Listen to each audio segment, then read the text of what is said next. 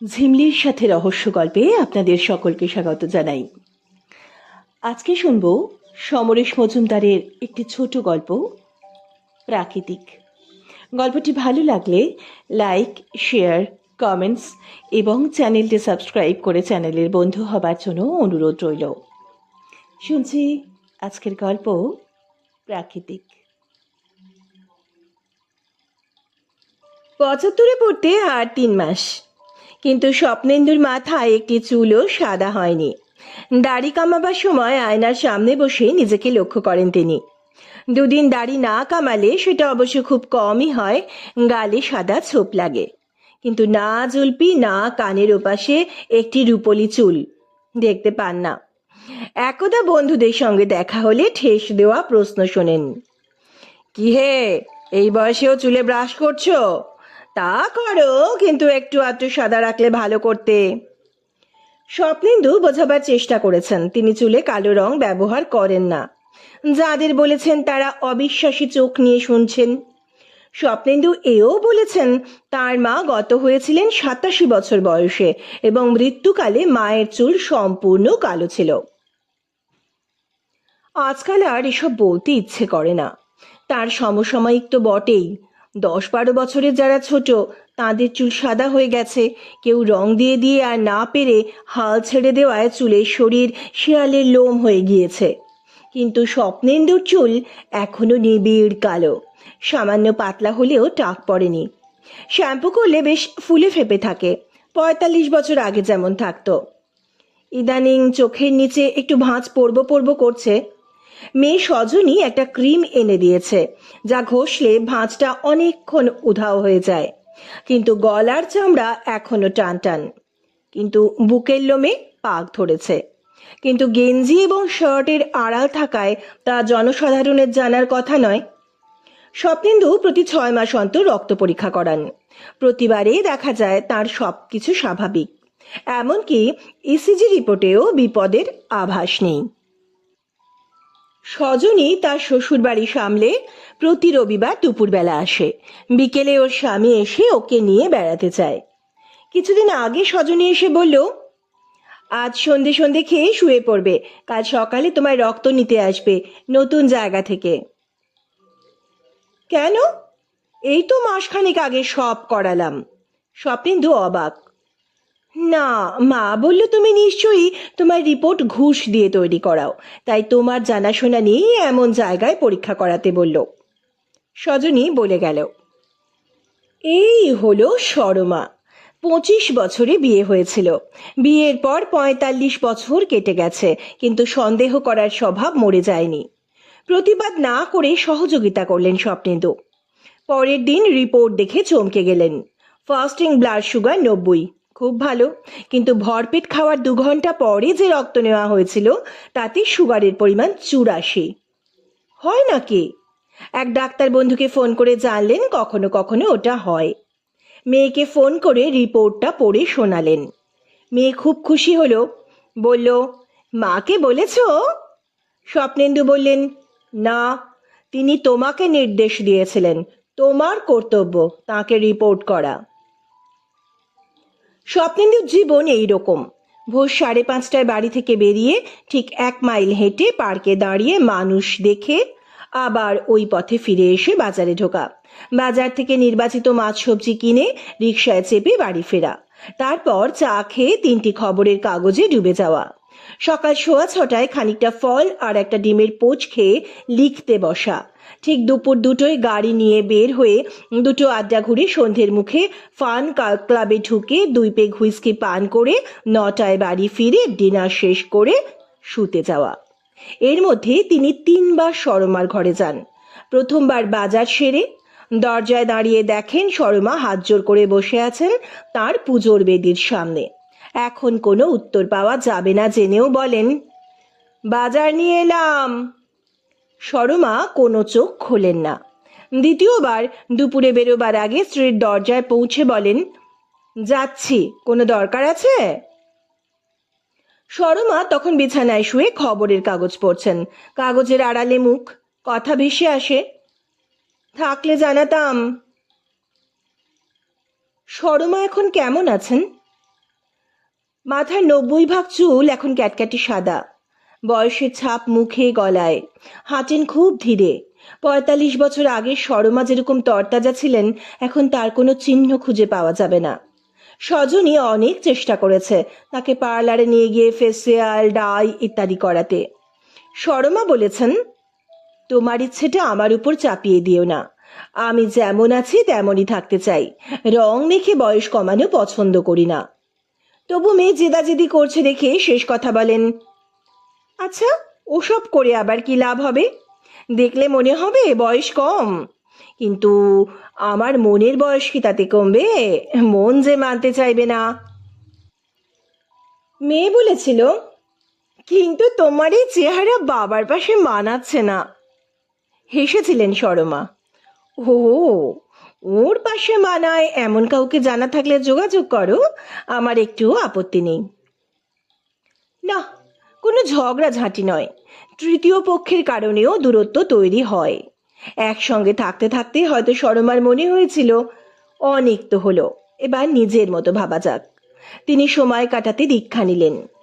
ঈশ্বর এমন একটা অনুভব যার মধ্যে ডুবে গেলে অদ্ভুত স্বস্তি পাওয়া যায়, যাকে সময় এবং ভক্তি ছাড়া কিছুই দিতে হয় না, এবং যার কাছ থেকে কোনো জাগতিক বস্তু পাওয়ার সম্ভাবনাই নেই। মানুষের সঙ্গে মানুষের সম্পর্ক তৈরি হলেই একটা এক্সপেকটেশন তৈরি হয়, আমি যেমন দেব তেমনি তার কাছ থেকেও আমি পাবো। এটার ব্যতিক্রম ঘটলে সম্পর্ক ভাঙে, দুঃখ উতলে ওঠে। ঈশ্বরের ক্ষেত্রে সেই সম্ভাবনাই নেই। সরমা কখন ধীরে ধীরে সেই জগতে ঢুকে গেল তা স্বপ্নেন্দু চোখের ওপর দেখলেন। 50 পেরিয়ে গেলে মেয়েদের, অন্তত বেশিরভাগ মেয়েদের মন থেকে প্রেম, যৌন আকর্ষণ, 22-এর উন্মাদনা ডুব করে নিভে যায়। স্বামীকে ওই ভূমিকা নিতে দেখলে তারা বিরক্ত হন, মন এবং শরীরের সমর্থন পান না। এই সময় যদি কেউ ঈশ্বর চিন্তায় মুক্তির পথ পেয়ে যান, বাড়িতে থেকেও তাতেই ডুবে থাকতে খুশি হন, তাহলে তার প্রতিবন্ধক হওয়া উচিত নয়। স্বপ্নেন্দু সরমাকে তার আপত্তির কথা জানাননি। রবিবার দুপুরে বাড়িতে খাবেন না, কাজের মেয়েকে জানিয়ে দিয়েছিলেন স্বপ্নেন্দু। তার পরিচিত এক ব্যবসায়ী কলকাতার রেসকোর্সে স্টুয়ার্ড হয়েছেন, তিনি আমন্ত্রণ জানিয়েছেন আজ। খুব বড় বাজি ছাড়াও মোট 8টি রেসে ঘোড়ারা দৌড়াবে। ভারতবর্ষের সেরা জকিরা আসছে অংশ নিতে। ব্রিটিশ আমলে রেসকোর্সে স্টুয়ার্ড সাদা চামড়ার লোকই হতেন, তবে ভারতীয় রাজা মহারাজাদেরও এই সম্মান দেওয়া হতো। এখন ব্রিটিশরা নেই, রাজা মহারাজাদেরও দিন শেষ, কিন্তু সেই সময়ের তৈরি আইন প্রোটোকল ঠিকঠাক চালু আছে, তাই স্বপ্নেন্দুকে স্যুটটাই পরতে হয়েছে। আয়নার সামনে দাঁড়িয়ে নিজেকে দেখলেন তিনি। এখনো বয়স থাবা বসানো দূরের কথা, আঁচড় কাটতে পারেনি। 40-এও যেমন ছিলেন এখনো তেমন। হাসলেন তিনি।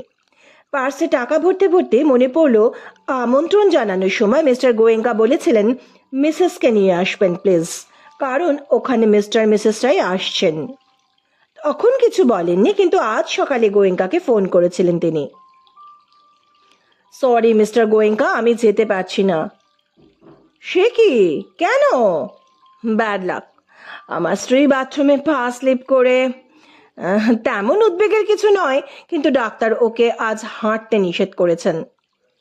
মিথ্যে বললেন স্বপ্নেন্দু। ওহো, এখন কেমন আছেন? ভালো, আজ শুয়ে বসে থাকতে হবে আর কি। তাহলে আপনার আসতে কি অসুবিধে হবে? না, কিন্তু আপনি যে বলেছিলেন সবাই মিসেসকে নিয়ে যাচ্ছেন। হ্যাঁ, কিন্তু যার মিসেস নেই তিনিও তো আসছেন, আপনি আসুন প্লিজ। অতএব স্বপ্নেন্দু যাচ্ছেন। কিন্তু কথাটা কানে বাজল। যিনি বিয়ে করেননি অথবা যার স্ত্রী মারা গিয়েছেন, সরমা সঙ্গে না থাকলে তাকে ওই দলে ফেলবে সবাই। কিন্তু সরমাকে লক্ষ টাকা দিলেও রেস কোর্সে নিয়ে যাওয়া যাবে না। রেস কোর্স দূরের কথা, সজনী তার মাকে সিনেমা হলে নিয়ে যেতে পারে না। হঠাৎ সজনীর গলা পেলেন স্বপ্নেন্দু। বাড়িতে ঢুকে প্রথমে সে মায়ের ঘরে যায়, কিছুক্ষণ চেঁচামেচি করে। তার বিষয়েও স্বপ্নেন্দুর জানা। এই রং চটে শাড়িটা তুমি আবার পরেছ, গলা খালি কেন? মা, তুমি পাহাড়ের গুহায় বসে সাধনা করছো না, বাড়িতে আছো। ওঠো, এখনই শাড়ি পাল্টাও। সরমার প্রতিবাদ শোনা গেল। মেয়েকে ধমকাচ্ছেন তিনি। তার উপর গলা উঠল সজনীর, কোনো কথা শুনবো না, তুমি শাড়ি না পাল্টানো পর্যন্ত আমি এখান থেকে নড়বো না। মিনিট চারেক বাদে মেয়ের এই ঘরে প্রবেশ। তারপরেই বিস্ময়, রে বাবা, তোমাকে ফাটাফাটি দেখাচ্ছে, কি সেজেছো তুমি। কি এমন সাজলাম, একটা স্যুট পরেছি মাত্র। একটু লজ্জা পেলেন স্বপ্নেন্দু। তাতে উত্তম কুমারের মতো দেখাচ্ছে। কোথায় যাচ্ছে গো? আর বলিস না। স্বপ্নেন্দু মিস্টার গোয়েঙ্কার আমন্ত্রণের কথা বললেন। সজনের চোখ বড় হলো। তুমি ডার্বি দেখতে যাচ্ছ? ডার্বি?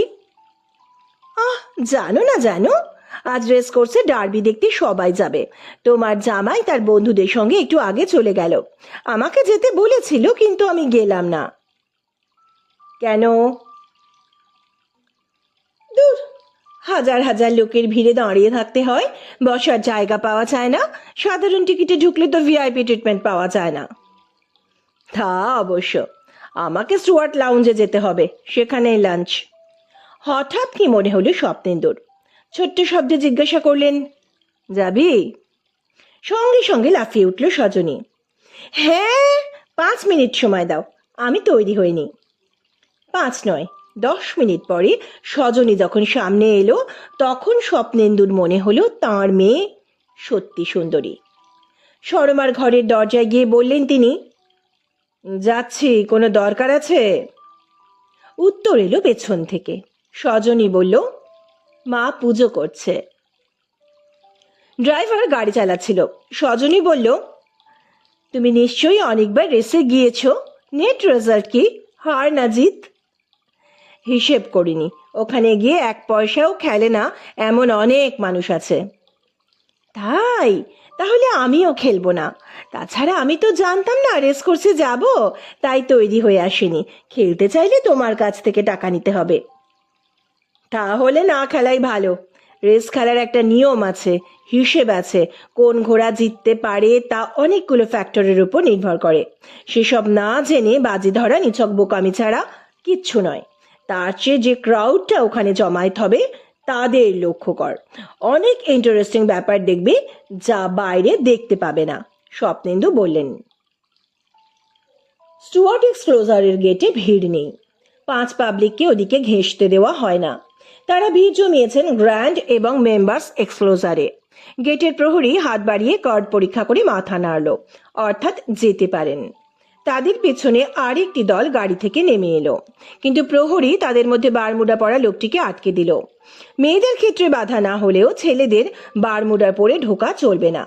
সজনী হাসল, ঠিক হয়েছে। এমন সময় সামনের জটলা থেকে মিস্টার গোয়েঙ্কা হাসি মুখে এগিয়ে এলেন। ওয়েলকাম, আপনারা শেষ পর্যন্ত এসেছেন দেখে খুব খুশি হলাম। চলুন, আপনাদের দোতলায় বক্সে বসিয়ে আসি। রেস আরম্ভ হয়নি তো? জাস্ট 10 মিনিট বাকি। ওপরে উঠলেই দেখতে পাবেন হাজার হাজার মানুষ এদিকে এসে গেছে। তারপর গলা নামিয়ে জিজ্ঞাসা করলেন মিস্টার গোয়েঙ্কা, ম্যাডামের পা তো নর্মাল, ইনি নিশ্চয়ই আপনার মিসেস নন? ওহো সজনী, তোমার সঙ্গে আলাপ করিয়ে দিচ্ছি। ইনি মিস্টার গোয়েঙ্কা, আজ আমরা ওর গেস্ট। আর মিস্টার গোয়েঙ্কা, এর নাম সজনী, আমার একমাত্র মেয়ে। সজনী মিস্টার গোয়েঙ্কার দিকে তাকিয়ে মিষ্টি হাসি হাসল।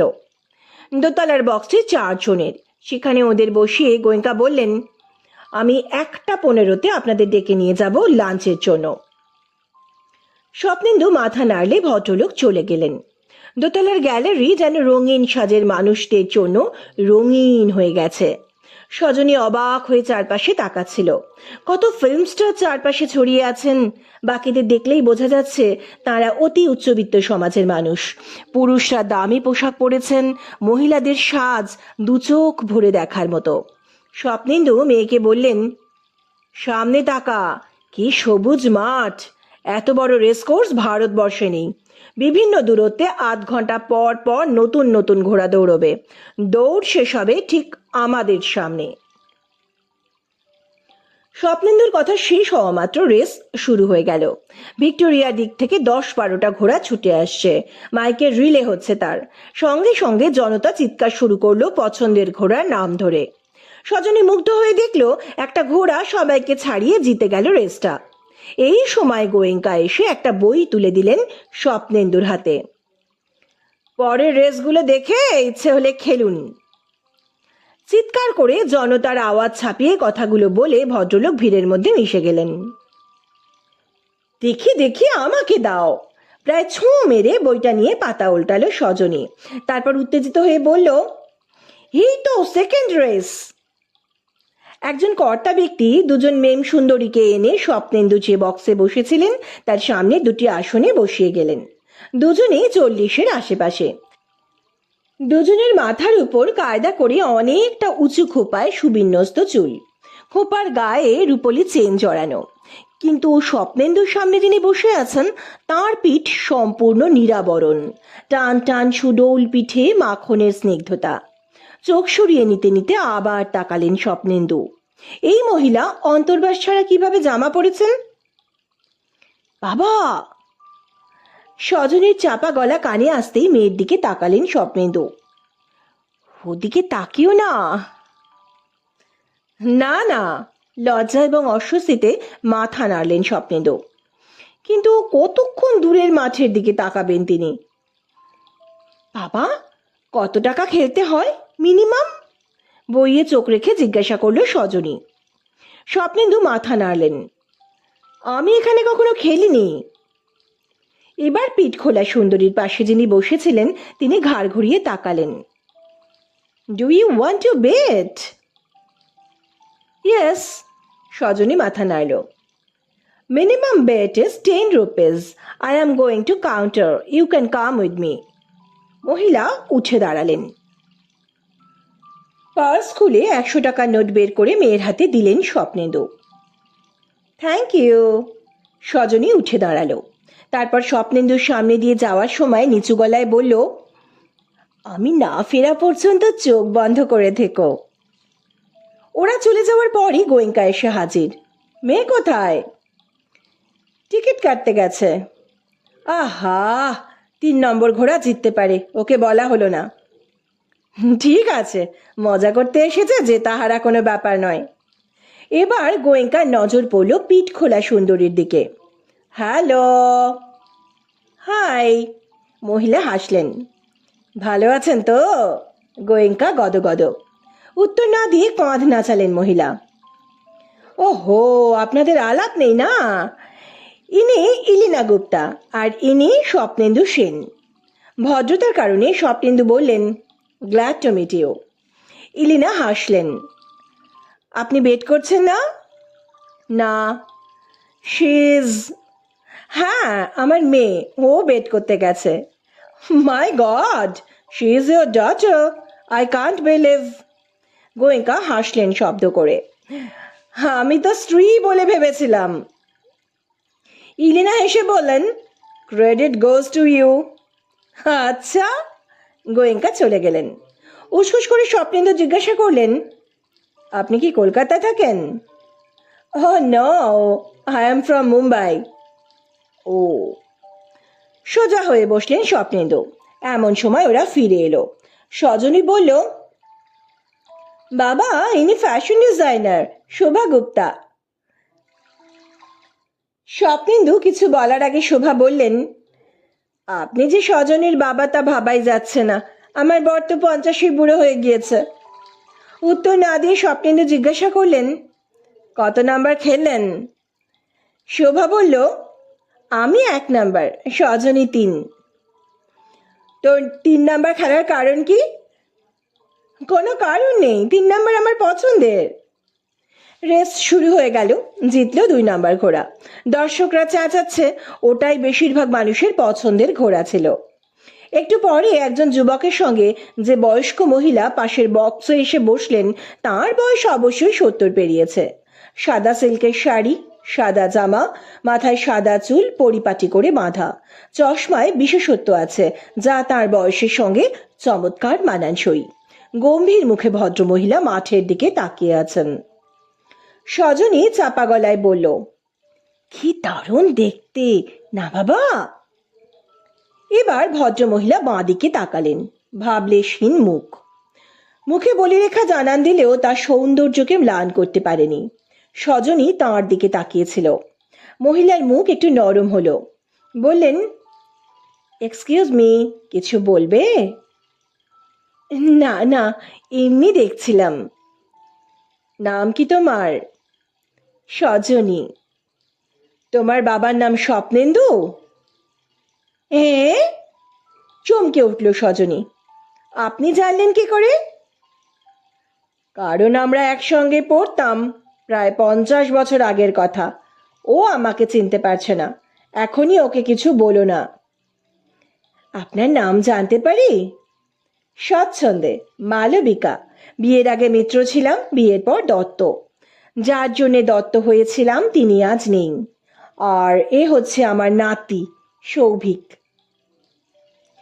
পরের রেস শুরু হওয়ার তোড়জোড় চলছিল। গোয়েঙ্কা চলে এলেন। চলুন, লাঞ্চ করবেন। ম্যাডাম, আপনারা কি লাঞ্চে আসবেন? দুই মহিলা পরস্পরের মধ্যে দৃষ্টি বিনিময় করলেন, তারপর উঠে দাঁড়ালেন। সজনী মালবিকাকে বলল, আমি আপনাকে কি বলে ডাকবো জানি না, আন্টি বলতে ভালো লাগছে না, কিন্তু আপনি কি লাঞ্চে আমার সঙ্গে যাবেন? না মা, আমি খেয়ে এসেছি। বৃদ্ধা সুন্দর হাসলেন। যাও, খেয়ে এসো। লাঞ্চ যে ঘরে পরিবেশন করা হচ্ছে সেখানে বেশ ভিড়। সজনী একটু খোঁজার পর ওদের দেখতে পেল। পিঠখোলা মহিলা স্বপ্নেন্দুর সঙ্গে হেসে এমনভাবে চোখ ঘুরিয়ে কথা বললেন যে সজনের গলা থেকে একটু জোরেই ছিটকে বের হলো, বাবা। স্বপ্নেন্দু তাকালেন। হ্যাঁ আয়, তোর জন্য অপেক্ষা করছিলাম। খাবার প্লেটে নিয়ে দাঁড়িয়েই খাচ্ছিল সবাই। পিঠখোলা মহিলা বললেন, এখানে আসার ইচ্ছে ছিল না, না এলে আপনার সঙ্গে আলাপ হতো না।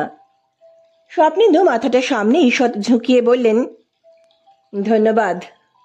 দ্বিতীয় মহিলা সজনের দিকে তাকালেন। আজ রাত্রে কি করছো?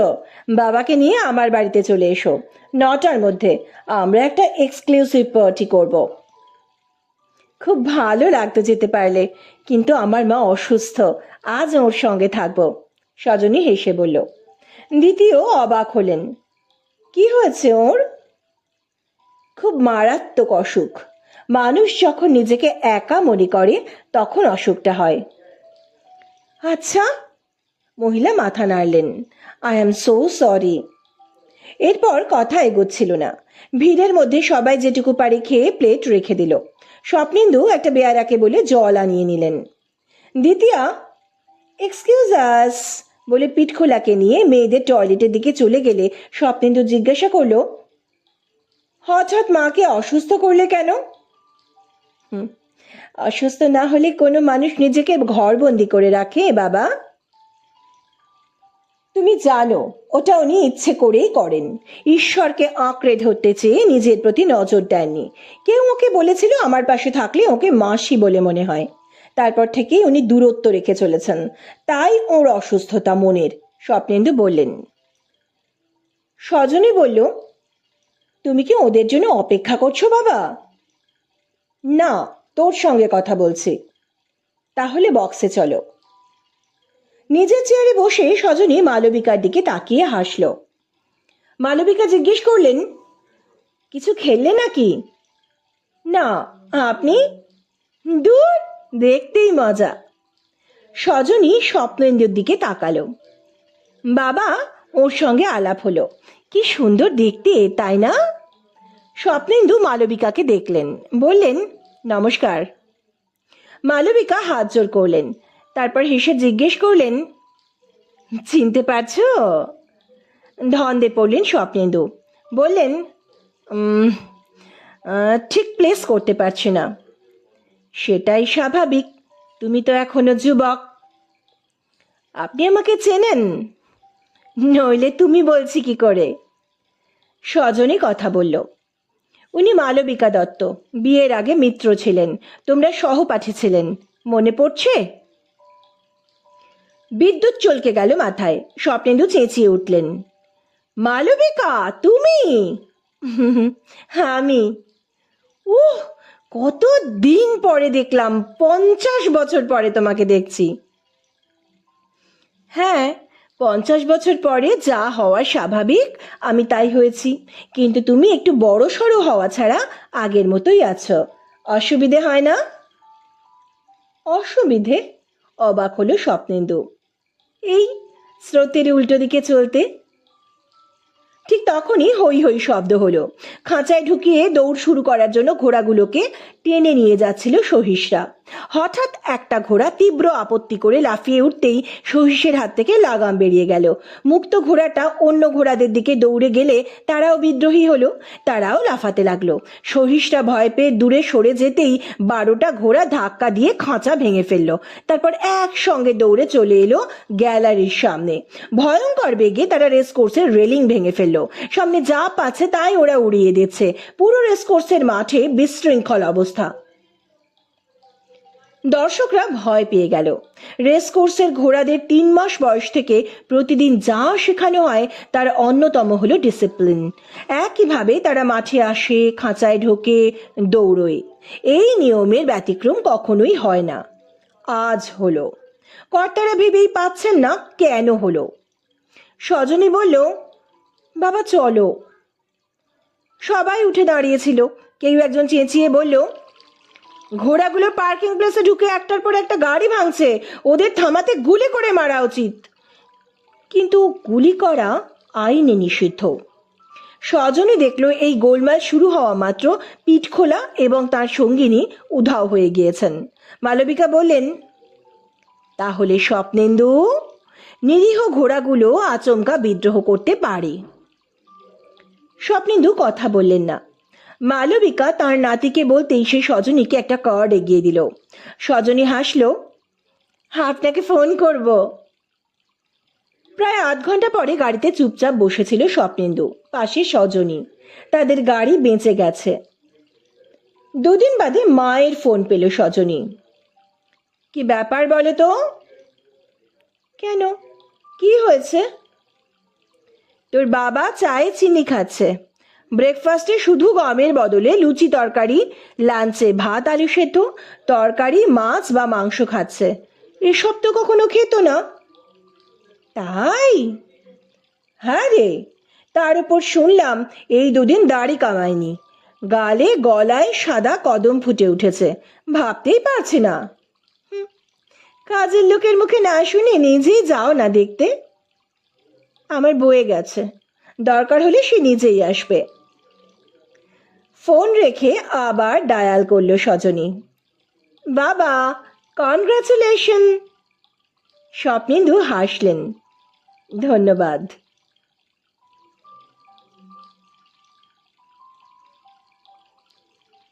বাহ্যিক সৌন্দর্যের অহংকারকে দূরে ফেলে রেখে যদি নিজের সঙ্গীর দিকে দুপা বাড়াই, দেখব সে দুহাত বাড়িয়েই আছে। কি মুড়ে ফিরাবে অনাদরে, কে মুড়ে রাখিবে কাছে, কাহার প্রেমের বেদনায় আমার মূল্য আছে। ওগো, কে মুড়ে ডাকিবে কাছে।